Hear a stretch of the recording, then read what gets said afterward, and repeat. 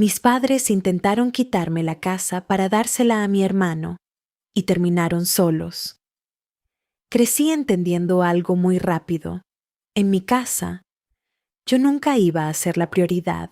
Ese lugar ya estaba ocupado por mi hermano mayor, Daniel, el hijo perfecto, el orgullo de la familia, el niño que jamás hacía nada mal. Mientras él recibía aplausos, yo recibía comparaciones. Si él sacaba buenas notas, era inteligente. Si yo sacaba las mismas, me decían que era mi obligación. Si él rompía algo, era un accidente. Si yo rompía algo, me castigaban semanas. Toda mi infancia fue así, un constante recordatorio de que yo valía menos. Y lo peor es que mis padres ni siquiera intentaban ocultarlo. Mi mamá presumía a Daniel frente a todos. Mi papá hablaba de él como si fuera un genio, aunque honestamente mi hermano era un desastre, perezoso, egoísta, malcriado. Pero como era el mayor y además sabía manipularlos perfectamente, siempre conseguía lo que quería. Yo aprendí desde pequeño que si quería algo, tenía que conseguirlo solo. Mi primera bicicleta fue usada porque según mis padres no había dinero. 2 meses después, a Daniel le compraron una motocicleta nueva. Cuando cumplí 15, pedí una computadora para estudiar. Me dijeron que era demasiado cara. Ese mismo año, mi hermano recibió un viaje con amigos a la playa, pagado completamente por mis padres, y así fue siempre, siempre. Llegó un punto donde dejé de pedir cosas porque ya sabía la respuesta. No, no hay dinero, no puedes, después vemos. Mientras tanto, Daniel vivía como rey, ni siquiera terminó la universidad, cambiaba de carrera cada año, gastaba dinero, pedía préstamos y aún así mis padres lo defendían. Decían que estaba encontrándose a sí mismo. Yo, en cambio, trabajaba desde los 16, primero cargando cajas, después atendiendo un local, luego conseguí una beca parcial y terminé estudiando mientras trabajaba. Dormía poco, salía poco y honestamente me perdí muchísimas cosas, pero tenía una meta: salir de esa casa, porque vivir ahí era agotador. Cada comida terminaba en comparaciones, cada conversación giraba alrededor de Daniel. Incluso cuando yo conseguía algo importante, encontraban cómo minimizarlo. Nunca olvidaré el día que me gradué. Yo estaba feliz, orgulloso, había trabajado durísimo para terminar. Y durante la cena, mi mamá literalmente cambió el tema para hablar de un nuevo proyecto de Daniel, un proyecto que nunca existió, porque él jamás hacía nada. Ese día entendí algo. Nunca iba a recibir aprobación de ellos, nunca. Y sinceramente, dejó de importarme. Conseguí trabajo en una empresa buena. Empecé desde abajo, pero fui creciendo. Ahorré muchísimo dinero. Mientras mis amigos viajaban, compraban cosas caras o salían todos los fines de semana. Yo guardaba cada centavo porque tenía otro objetivo: comprar mi propia casa. Y después de años, finalmente lo logré. Todavía recuerdo el día que me entregaron las llaves. Sentí algo que jamás había sentido: paz. Era pequeña, pero hermosa. 2 habitaciones, un patio pequeño y una cocina moderna. No era una mansión, pero era mía, mía, comprada con mi esfuerzo, sin ayuda de nadie. Ni siquiera quería contarle a mis padres. Pero mi tía publicó una foto en Facebook felicitándome, y ahí empezó el desastre. Mi mamá me llamó esa misma noche. Actuaba emocionada, demasiado emocionada, y eso ya me parecía raro, porque normalmente jamás mostraban interés por mis cosas. Me preguntó cuánto había costado, cuántas habitaciones tenía, si pensaba vivir solo. Todo sonaba extraño, pero no imaginaba lo que venía. 2 días después, mis padres aparecieron sin avisar. Junto con Daniel, recorrieron toda la casa, y mientras yo hablaba emocionado, ellos parecían estar evaluándola, como si fueran inspectores. Daniel incluso dijo, esta habitación sería perfecta para mí. Se rió después, pero algo en su tono me incomodó muchísimo. Cuando nos sentamos en la cocina, mi mamá soltó la bomba. Dijo que había estado pensando y que quizá lo mejor sería que Daniel viviera ahí.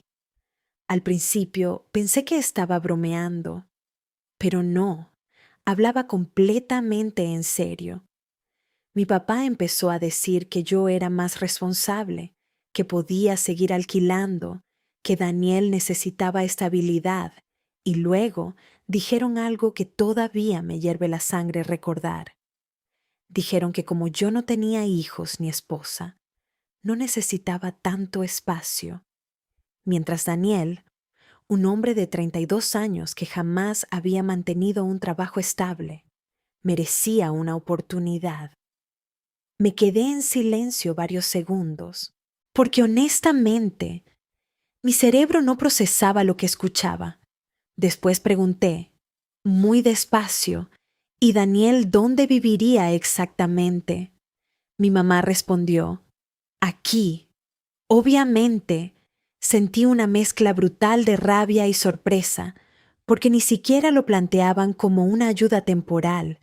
Querían mi casa, literalmente mi casa, la que compré trabajando durante años. Mi papá incluso dijo, ¿podrías ponerla a nombre de tu hermano para ayudarlo a empezar de nuevo? Ahí entendí que hablaban completamente en serio, y algo dentro de mí explotó. Les dije que estaban locos, que jamás iba a regalarle mi casa a nadie, mucho menos a Daniel. Mi hermano inmediatamente se ofendió. Empezó a decir que siempre fui egoísta, resentido, que nunca me gustó ayudar a la familia. Y lo peor, mis padres lo defendieron. Mi mamá comenzó a llorar, diciendo que estaba destruyendo la familia por una casa, como si fuera cualquier cosa, como si no hubiera sacrificado años para conseguirla. Les pedí que se fueran, y mi papá se enfureció. Nunca lo había visto así conmigo. Me dijo que después de todo lo que hicieron por mí, yo era un malagradecido. Eso me hizo reír, literalmente me reí, porque toda mi vida me dieron las obras, mientras todo iba para Daniel, y todavía esperaban que yo siguiera sacrificándome por él. Ese día se fueron furiosos. Pero la historia no terminó ahí, porque empezó la manipulación, mensajes, llamadas, familiares opinando, mi mamá llorándole a mis tíos, diciendo que yo estaba abandonando a mi hermano, Daniel publicando indirectas en redes sociales sobre gente egoísta. Incluso algunos familiares empezaron a llamarme, preguntándome si era verdad que tenía una casa vacía mientras mi hermano sufría. Yo estaba impresionado, porque Daniel ni siquiera estaba en la calle. Vivía cómodamente con mis padres. Solo quería mi casa porque era nueva y porque toda su vida consiguió todo sin esfuerzo. Pero lo peor vino semanas después. Una tarde llegué de trabajar y mi llave no entró. Al principio pensé que la cerradura estaba dañada, hasta que escuché ruido dentro. Mi corazón se aceleró. Golpeé la puerta, y quien abrió fue Daniel, con cara de total tranquilidad. Detrás de él había cajas, ropa, televisión. Mis padres estaban adentro, mudándolo, sin mi permiso. Sentí una rabia tan fuerte que me temblaban las manos. Mi mamá empezó a hablar rapidísimo, diciendo que solo sería temporal, que necesitaba apoyo, que yo exageraba, pero Daniel ya estaba instalado. Mi propia casa olía a sus cosas. a su desorden, a él. Y entonces mi papá dijo algo que jamás voy a olvidar. Dijo: la familia comparte. No podía creerlo. Entraron a mi casa mientras trabajaba y cambiaron la cerradura como si fuera normal, como si realmente creyeran tener derecho.